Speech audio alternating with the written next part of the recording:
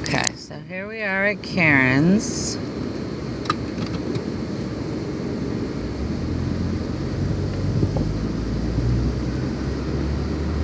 She's all buckled up and hunkered down.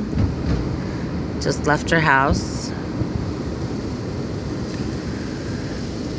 And this is the calm before the storm.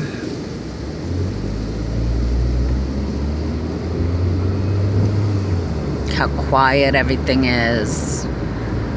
Nobody's on the streets except stupid me. We have a curfew in 45 minutes. You're not allowed to be on the street after 4 o'clock. Look at these people with all this garbage outside. That's just dumb. But I don't think this is going to be bad anyhow. I really don't. I think it's just going to be a scary night, but not dangerous, I hope. We've never had an issue with flooding before, so hopefully we won't.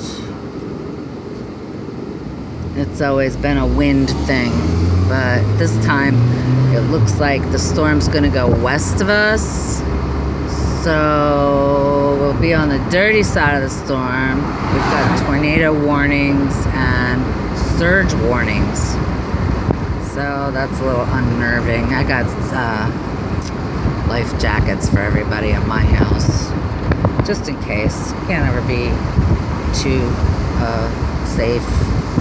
My brother's got a boat. He wasn't using them. He left town, so I just went over and got all the life jackets off the boat. They were all nice and neat in a nice little pack, brand new. Probably never used.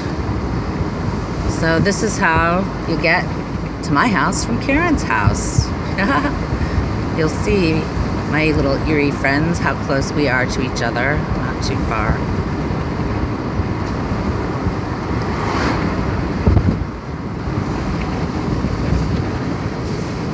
Oh, they got all kinds of stuff going on there. People probably getting their generators worked on. That's what they do there. And that was Crest Haven, where Karen and Matt